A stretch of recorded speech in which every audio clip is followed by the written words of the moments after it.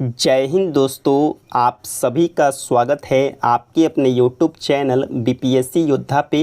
दोस्तों आज की इस वीडियो में हम डिस्कस करेंगे एडुटेरिया एनसीईआरटी, जो कि दोस्तों ये नया बुक मार्केट में आया हुआ है। इसमें दोस्तों क्लास 6 से लेकर 12th तक के जितने भी आपके इम्पॉर्टेंट्स ऑब्जेक्टिव क्वेश्चन बन सके हैं, उन सारे ऑब्जेक्टिव प्रश्न इस बुक के अंतर्गत दिया गया है। ये दोस्तों ऑल आउट है, मतलब कि इसमें सारे निचोड़ एनसीईआरटी के दिए गए हैं। इसमें दोस्तों कक्षा 6 से लेकर 12th तक में ज्योग्राफी, हिस्ट्री, पॉलिटी, इकोनॉमिक्स, इसके अलावा आपके साइंस, फिजिक्स, केमिस्ट्री, बायोलॉजी के प्रश्न शामिल किए गए हैं। तो दोस्तों हम आज के इस वीडियो में क्लास 6 के हिस्ट्री के सभी प्रश्नों को डिस्कस करेंगे। तो दोस्तों आप वीडियो के लास्ट तक ज़रूर बने रहें, और दोस्तों वीडियो पसंद आए तो वीडियो को ज़रूर लाइक करें। दोस्तों बता दूं कि इसमें आपके जो टोटल प्रश्नों की संख्या है क्लास 6 के हिस्ट्री के, तो टोटल दोस्तों आपके 80 प्रश्न हैं। तो 80 प्रश्न आज की इस वीडियो में डिस्कस करेंगे, और ये प्रश्न आपके आने वाले सभी एग्जामों के लिए महत्वपूर्ण होगा। तो चलिए हम स्टार्ट करते हैं और दोस्तों देखते हैं।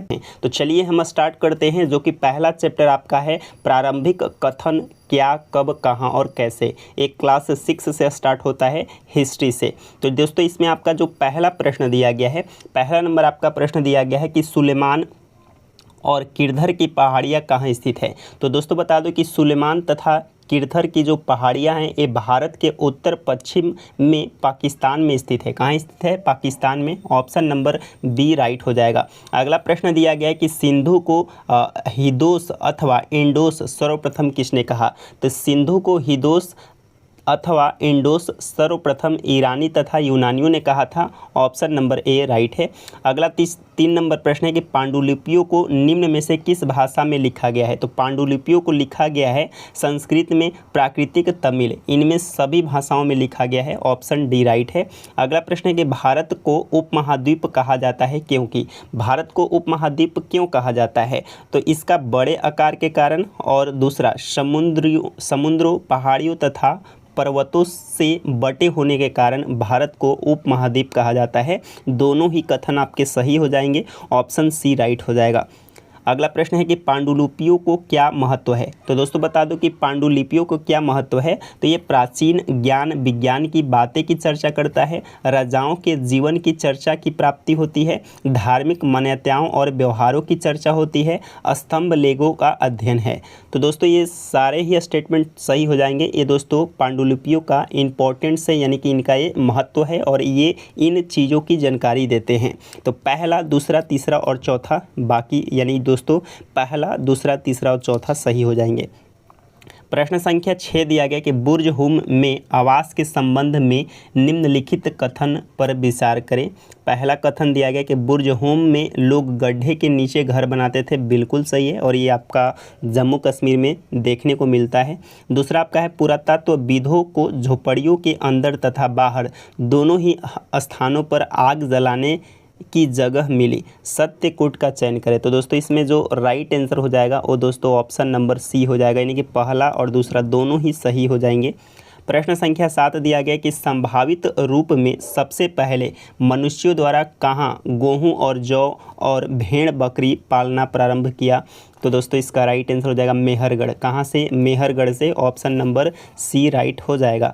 आगे बढ़ेंगे और हम अगले प्रश्न को देखेंगे। दोस्तों ज़्यादा एक्सप्लेन नहीं करेंगे क्योंकि ऑलरेडी वीडियो लंबा होने वाला है, और एक्सप्लेन करेंगे तो काफ़ी लंबा वीडियो हो जाएगा।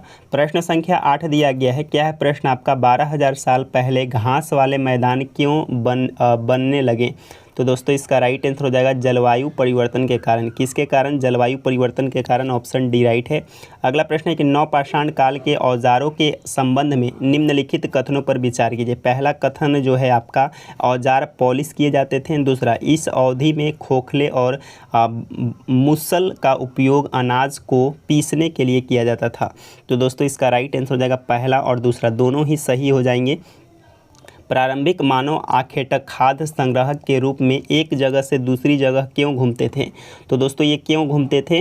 तो ये दोस्तों एक जगह रुकने के कारण वहाँ के फल, वृक्ष तथा जानवरों को खाकर समाप्त होते थे, पहला कारण। दूसरा कारण है शिकार ढूंढने के कारण, मवेशी का चारा ढूंढने के लिए, और मौसम बदलने के कारण। ये दोस्तों जो आखेट होते थे, जो शिकारी होते थे, वो अपनी स्थानों को बदलते थे। ये चारों ही कारण सही हो जाएंगे।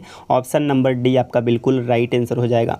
प्रश्न संख्या 11 दिया गया है। क्या प्रश्न आपका मेसोलिथिक या मध्य पाषाण युग के संबंध में निम्नलिखित कथनों पर विचार कीजिए। पहला जो आपका कथन दिया गया है, पहला कथन आपका है कि यह इस समय पत्थर के औजार को माइक्रोलिथ कहा जाता था। दूसरा, पत्थर के औजार आकार में बड़े थे।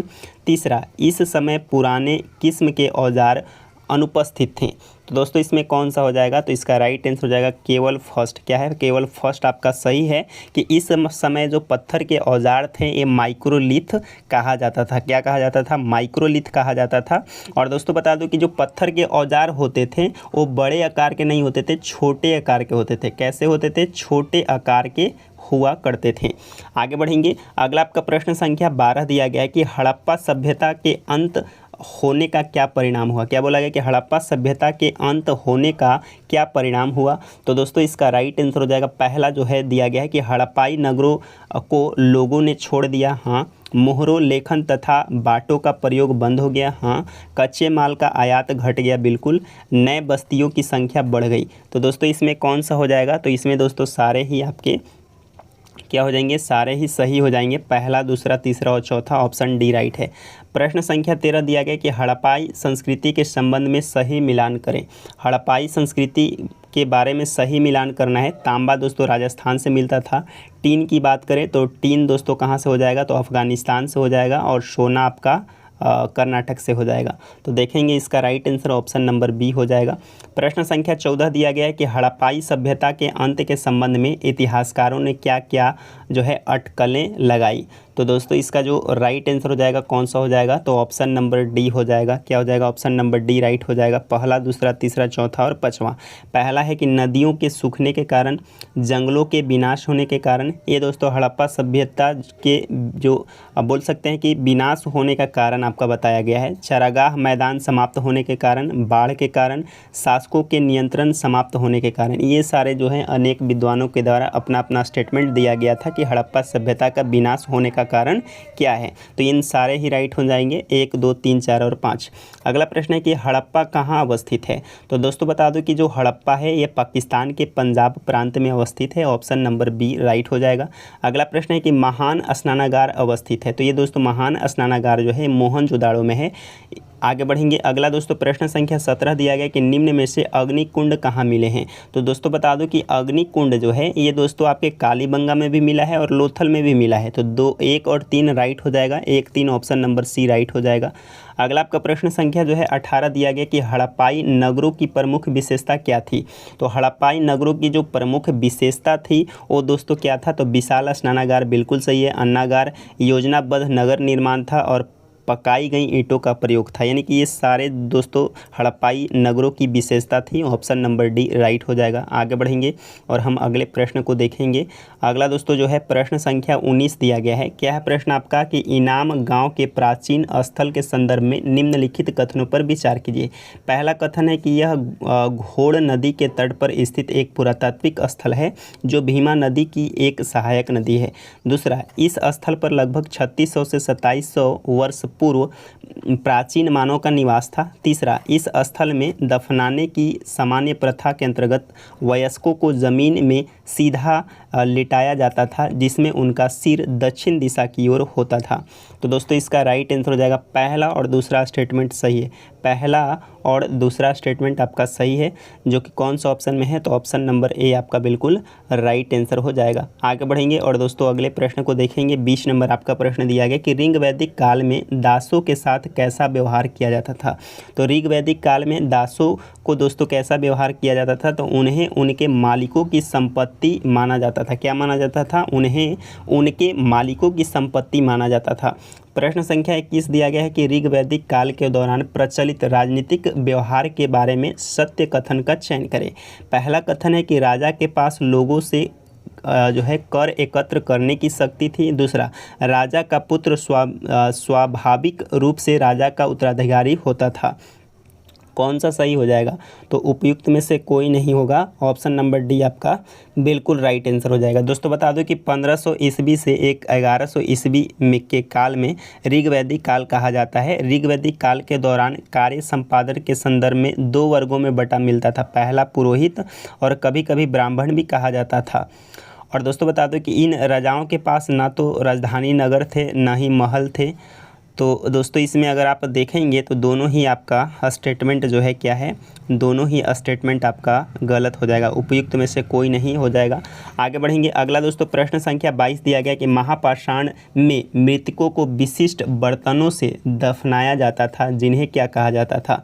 तो दोस्तों इसे कहते थे काले और लाल बर्तन। क्या कहते थे? काले और लाल बर्तन, ऑप्शन बी राइट है। अगला प्रश्न संख्या 23 दिया गया है कि महाजनपदों के शासकों ने संसाधन जुटाने के लिए नियमित अधिकारियों की नियुक्ति शुरू की। दूसरा, जनता द्वारा स्वेच्छा दिए गए अवसर आधारित दान विशाल किले के निर्माण और बड़ी अस्थायी सेनाओं के रख रखाव की संसाधनों की मांग को पूरा करने के लिए पर्याप्त नहीं थे। पूछा गया है नीचे दिए गए कोडों का उपयोग करके सही उत्तर का चयन करें। तो सही दोस्तों इसमें हो जाएगा क्या? इसमें ए और आर दोनों सही है, आर ए की सही व्याख्या है, ऑप्शन नंबर ए राइट है। प्रश्न संख्या 24 दिया गया कि सिकंदर महान किस नदी के तट पर पहुंचा था, जिसके बाद उसके सैनिक ने आगे पूरब की ओर बढ़ने से इनकार कर दिया? तो दोस्तों कौन सा नदी हो जाएगा? तो आपका ब्यास नदी हो जाएगा। क्या हो जाएगा? ब्यास नदी, ऑप्शन नंबर बी आपका बिल्कुल राइट आंसर है। आगे बढ़ेंगे। अगला दोस्तों प्रश्न संख्या 25 दिया गया कि वजी संघ की सभाओं में भाग लेने से किन समूहों को सख्ती से बाहर रखा गया? क्या बोला गया कि वजी संघ की सभाओं में भाग लेने से किन समूहों को सख्ती से बाहर रखा गया था? तो दोस्तों राइट आंसर हो जाएगा महिलाओं, दास और कर्मकार, ऑप्शन नंबर बी राइट है। आगे बढ़ेंगे और हम 26 नंबर प्रश्न को देखेंगे। 26 नंबर प्रश्न है कि वजी संघ का वर्णन किस पुस्तक में है? तो दीघ निकाय में हो जाएगा, दीघ निकाय, ऑप्शन नंबर सी राइट है। उत्तर वैदिक काल में सामाजिक स्थिति के बारे में निम्नलिखित कथनों पर विचार करें। महिलाओं और शूद्रों दोनों वेदों का अध्ययन करने की अनुमति नहीं दी गई थी। अब वर्ण व्यवस्था जन्म के आधार पर तय किए जाते थे। तो दोस्तों कौन सा राइट हो जाएगा? तो 1 और 2 दोनों ही आपके सही हो जाएंगे, 1 और 2 ऑप्शन नंबर सी राइट है। आगे बढ़ेंगे। अगला दोस्तों 28 नंबर प्रश्न दिया गया कि महाजनपद काल के संबंध में निम्नलिखित कथनों पर विचार करें। पहला कथन है कि हल के फाल अब लोहे के बनने लगे, धान के पौधे का रोपण प्रारंभ हो गया। तो दोस्तों कौन सा राइट हो जाएगा? तो ऑप्शन नंबर आपका डी हो जाएगा, ना तो 1 और ना ही 2। दोस्तों बता दूं कि महाजनपद युग में कृषि क्षेत्र में 2 बड़े परिवर्तन आए। हल के फाल अब लोहे के बनने लगे। अब कठोर जमीन को लकड़ी के फाल की तुलना में लोहे की फाल से आसानी से जोता जा सकता था। इससे फसलों की उपज बढ़ गई। तो दोस्तों बोला गया कि हल के फाल अब लोहे के बनने लगी थी महाजनपद काल के संबंध में। दूसरा आपका बोला है कि दूसरे लोगों ने धान के पौधे को रोपण शुरू किया, अर्थात खेती में बीज छिड़क कर धान उपजाने के बजाय धान की पौधे तैयार कर उनका रोपण शुरू जो है किया। अब पहले की तुलना में बहुत ज़्यादा पौधे जीवित रह जाते थे, इसलिए पैदावार भी ज़्यादा हो गई। तो आपसे बोला गया कि धान की पौधे का रोपण प्रारंभ हो गया। तो दोस्तों अगर आप इसमें देखेंगे तो दोनों ही आपका ये ना तो 1 और ना ही 2 होंगे। ये दोस्तों महाजनपद युग होगा, यहाँ पे काल दिया गया है, इसलिए दोस्तों स्टेटमेंट गलत है। अगला प्रश्न 29 नंबर दिया गया है कि महाजनपद काल में अनाज रखने के लिए किस पात्र का प्रयोग किया जाता था? तो चित्रित घूसर मिद्धभांड हो जाएगा, ऑप्शन नंबर बी। 30 नंबर आपका प्रश्न है कि अफगानिस्तान से प्राप्त होने वाले कंधार अभिलेख के संबंध निम्नलिखित कथनों पर विचार कीजिए। पहला जो आपका कथन दिया गया है कि अभिलेख पर अशोक शासक का आदेश उत्कीर्ण करवाया गया, इसे ब्राह्मणी भाषा में लिखा गया। तो कौन सा सही हो जाएगा? ऑप्शन नंबर ए केवल 1। प्रश्न संख्या 31 दिया गया है। 31 नंबर आपका प्रश्न क्या दिया गया है कि जनपद का क्या अर्थ होता है? तो दोस्तों बता दो कि जनपद का जो अर्थ होता है वो क्या होता है? जन के बसने की जगह, जो कि ऑप्शन नंबर बी आपका बिल्कुल राइट आंसर है। अगला 32 नंबर प्रश्न है कि महाजनपदों का उद्भव लगभग कितने वर्ष पूर्व हुआ। तो दोस्तों इसका राइट आंसर हो जाएगा 2500 वर्ष पहले, ऑप्शन नंबर बी राइट है। अगला प्रश्न है कि भारतीय दर्शन की शाखा को उनके संस्थापक से मिलाइए। भारतीय दर्शन दिया गया और संस्थापक, पहला दोस्तों है वैशेषिक के संस्थापक कर्णाद थे। योग के संस्थापक पतंजलि थे। कौन थे? पतंजलि थे। और दोस्तों बात करें हम पूर्व मीमांसा के जैमिनी थे। कौन थे? जैमिनी। और शाक्य के कपिला थे। ऑप्शन नंबर आपका ए राइट हो जाएगा। आगे बढ़ेंगे और अगले प्रश्न को देखेंगे। अगला दोस्तों प्रश्न संख्या 34 दिया गया कि पाणिनि के संबंध में निम्नलिखित कथनों पर विचार करें। तो दोस्तों इसमें आपका जो राइट आंसर हो जाएगा ऑप्शन नंबर ए हो जाएगा। क्या हो जाएगा? केवल पहला, यानी कि उन्होंने संस्कृति के लिए व्यापार तैयार किया। ऑप्शन नंबर फर्स्ट राइट हो जाएगा। भगवान बुद्ध ने अपना पहला उपदेश कहाँ दिया था? सारनाथ में दिया था। अगला प्रश्न है बुद्ध के शिक्षाओं के संदर्भ में निम्नलिखित कथनों पर विचार कीजिए। पहला कथन है कि बुद्ध ने दुख का कारण तृण यानी कि लालसा को बताया। दूसरा, उन्होंने कहा कि आत्म संयम अपनाकर मनुष्य तृण से मुक्त हो सकता है। तो दोस्तों कौन सा राइट आंसर हो जाएगा? तो 36 का जो राइट आंसर हो जाएगा ऑप्शन नंबर आपका सी हो जाएगा। पहला और दूसरा दोनों ही सही हो जाएंगे। अगला है कि उपनिषद शब्द का सही अर्थ क्या है? उपनिषद का जो सही अर्थ होता है गुरु के समीप बैठना, गुरु के समीप बैठकर ज्ञान प्राप्त करना उपनिषद कहलाता है। ऑप्शन बी राइट है। अगला प्रश्न दिया गया कि संस्कृत व्याकरण की रचना किसने की? तो संस्कृत व्याकरण की जो रचना है ये किसके द्वारा किया गया था? तो राइट आंसर हो जाएगा पाणिनि के द्वारा। अगला प्रश्न है स्वामी महावीर ने अपना शिक्षा किस भाषा में दी? तो महावीर स्वामी ने अपना जो शिक्षा है ये प्राकृतिक भाषा में दिया था और बुद्ध जो दिए थे ये पाली भाषा में। जैन धर्म के संदर्भ में निम्नलिखित कथनों पर विचार कीजिए। पहला, मुख्यतः व्यापारियों जैन धर्म के समर्थक किया, साधारणतः किसान वर्ग के लोगों ने जैन धर्म को स्वीकार नहीं किया। तो कौन सा सही हो जाएगा? इसका राइट आंसर हो जाएगा ऑप्शन नंबर सी, पहला और दूसरा दोनों ही सही हो जाएंगे। 41 नंबर प्रश्न है कि संघ में रहने वाले बौद्ध भिक्षु के लिए बनाए गए नियमों का संकलन किस ग्रंथ में मिलता है?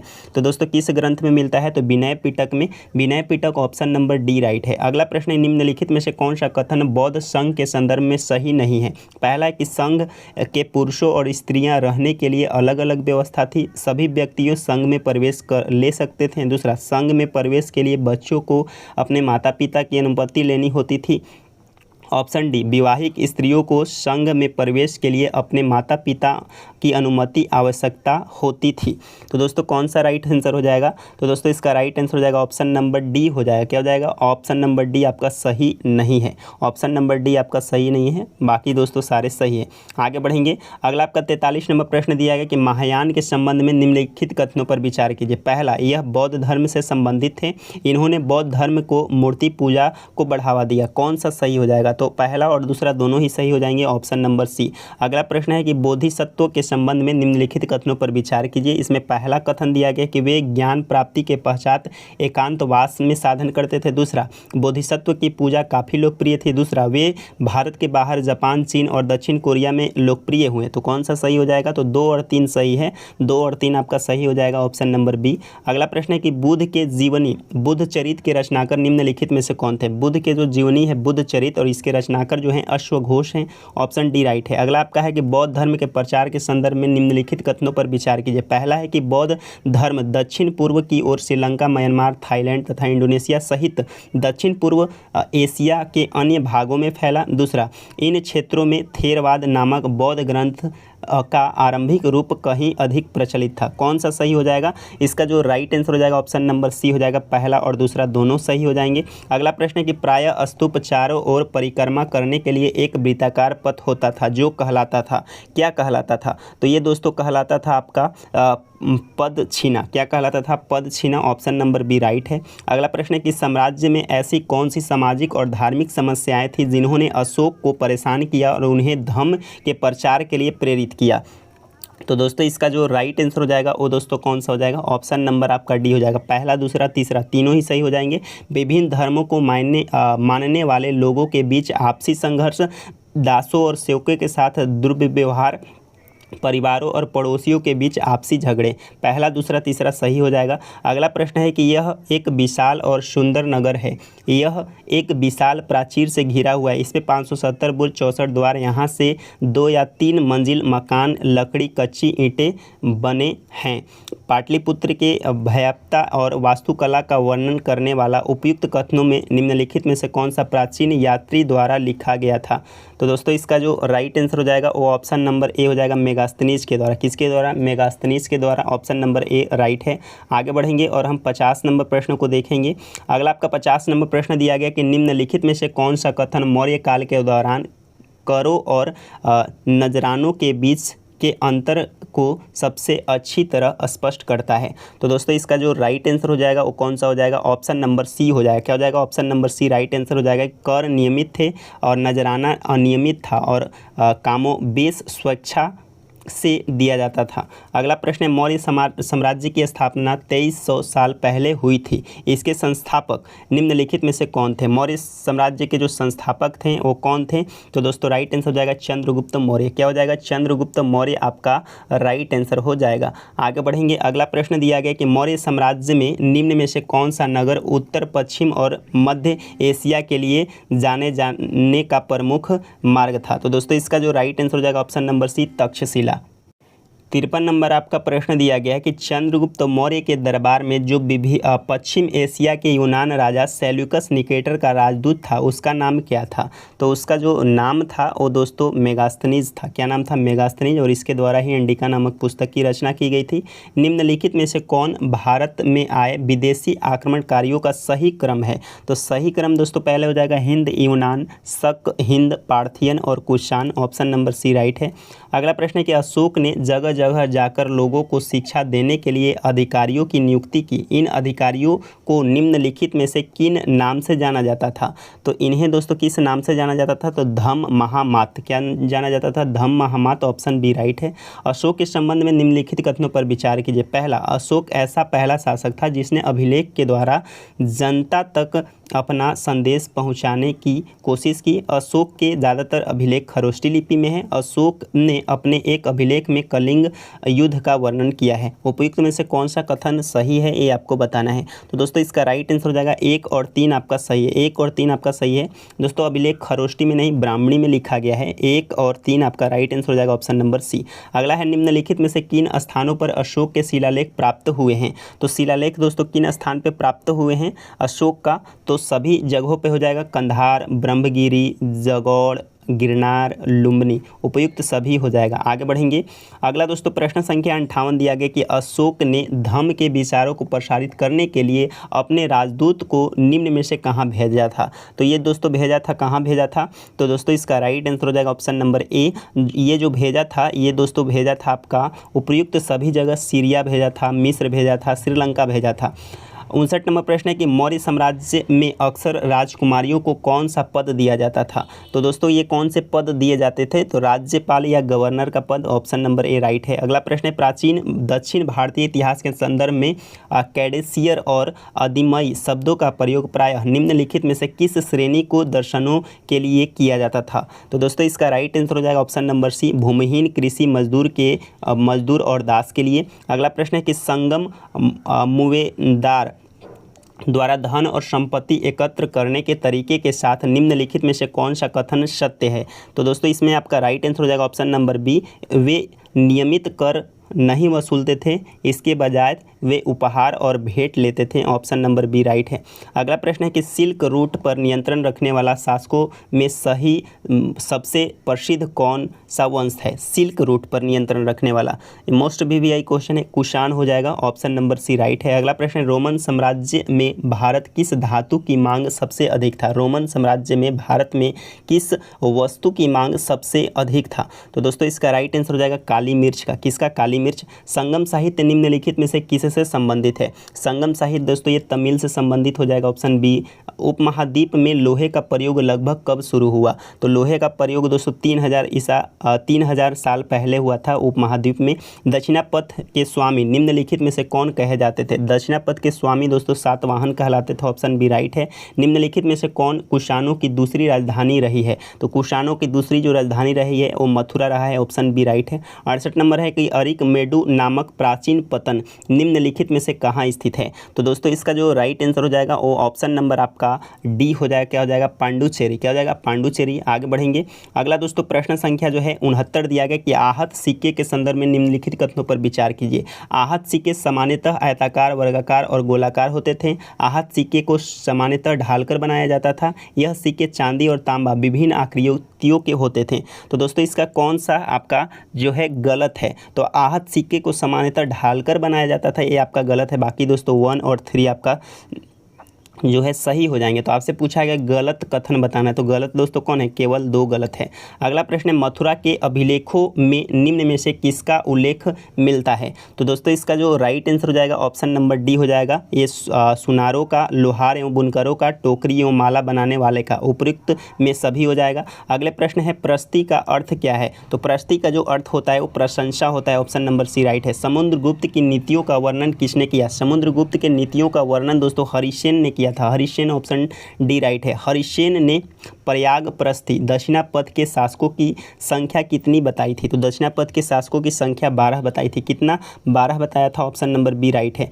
74 नंबर प्रश्न है कि विक्रम संवत की शुरुआत किस शासक से जोड़कर देखा जाता है? विक्रम संवत की शुरुआत दोस्तों चंद्रगुप्त द्वितीय हो जाएगा। Option number B. हर्षवर्धन को नर्मदा नदी के तट पर किसने हराया था? तो नर्मदा नदी के तट पे पुलकेशिन द्वितीय हराया था। ऑप्शन नंबर ए राइट है। पुलकेशिन के बारे में निम्नलिखित में से कौन सा कथन सत्य नहीं है? पहला है एहोल शिलालेख पुलकेशिन द्वितीय के विजय का वर्णन करता है। गुप्तों के खिलाफ लड़ाई में उनकी मृत्यु हो गई। नरसिम्ह वर्मन पुलकेशिन द्वितीय ने हराया और वातापी पर कब्जा कर लिया। पुलकेशिन द्वितीय ने 610 से 642 तक शासन किया।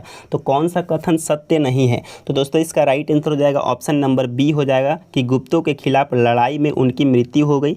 ये दोस्तों आपका गलत है। आगे बढ़ेंगे। लगभग 1500 ईसा पूर्व में बने दिल्ली के महरौली के लौह स्तंभ निम्नलिखित में से किस शासकों का जिक्र किया गया है? तो दोस्तों ये राइट आंसर हो जाएगा आपका चंद का। क्या हो जाएगा? चंद का। Option number A. निम्नलिखित में से कौन सा मिलान गलत है? आर्यभट्टियम आर्यभट्ट के द्वारा। इसके बाद दोस्तों हम आगे देखेंगे मणि मेखलई ए इलांगो। तो दोस्तों कौन सा गलत है? तो यही आपका गलत है। बाकी मेघदूत कालिदास के द्वारा शिल्पपतिकारम, ये दोस्तों इलांगो के द्वारा लिखा गया था। इलांगो के द्वारा लिखा गया था क्या? शिल्पपतिकारम। तो कौन सा गलत है? ऑप्शन नंबर बी आपका गलत हो जाएगा। आगे बढ़ेंगे और दोस्तों हम 79 नंबर प्रश्न को देखेंगे। 79 नंबर प्रश्न है कि शब्द और अर्थ दिए गए हैं। इसमें दोस्तों क्या करना है? तो इसमें मिलान करना है। अगर आप देखेंगे तो 79 में क्या करना है? तो इसमें अगर आप देखेंगे कि बोला गया है कि धातु मंजूषा, इसमें आपको सुमेलित नहीं आपसे पूछा गया। तो धातु मंजूषा अवशेष या मूल्यवान वस्तुओं को रखने का पात्र था। दूसरा प्रदक्षिणापथ, यह स्तूपों के चारों ओर परिक्रमा हेतु मार्ग था। वेदिका, गर्भगृह के ऊपर स्थित शिखर को वेदिका कहते थे। तोरण, स्तूप या वेदिका का अलंकृत प्रवेश द्वार था। कौन सा सही नहीं है? तो इसमें दोस्तों आपका केवल 3 जो है आपका सही नहीं है। बाकी दोस्तों 1, 2 और 4 सही है। ऑप्शन नंबर बी राइट है। अगला आपका 80 नंबर प्रश्न दिया गया कि महाबलीपुरम के एकास्मिक मंदिरों के संदर्भ में निम्नलिखित कथनों पर विचार कीजिए। पहला कथन है कि इन मंदिरों का निर्माण एक ही विशाल चट्टानों को तराशकर किया गया था। दूसरा, इनके निर्माण में नीचे से ऊपर की ओर पत्थरों को जोड़ा जाता था। तीसरा, ये ईंट निर्मित मंदिरों से निर्माण पद्धति की दृष्टि से भिन्न थे। तो कौन सा कथन सही है? तो दोस्तों इसका जो राइट आंसर हो जाएगा ऑप्शन नंबर ए हो जाएगा। 1 और 3 आपका सही हो जाएगा। 1 और 3 आपका सही हो जाएगा। यानी कि इन मंदिरों का निर्माण एक ही विशाल चट्टान के तराशकर किया गया है और ये ईंटें निर्मित मंदिर से निर्माण पद्धति की एक दृष्टि से भिन्न थे। 1 और 3 आपका सही हो जाएगा। तो दोस्तों ये आपका जो है क्लास 6 क्या है? क्लास 6 का जो हिस्ट्री का प्रश्न है ये आपके पूरी तरीके से कंप्लीट हो गया। उम्मीद करता हूँ कि आप सभी को वीडियो पसंद आया होगा। अगले वीडियो में दोस्तों हम क्लास 7 के जो ऑब्जेक्टिव प्रश्न रहेंगे उनको हम कंप्लीट करेंगे। ये 6 आपका पूरी तरीके से कंप्लीट हो गया। तो दोस्तों अगर आप सभी को वीडियो पसंद आया हो तो दोस्तों वीडियो को लाइक करें। धन्यवाद।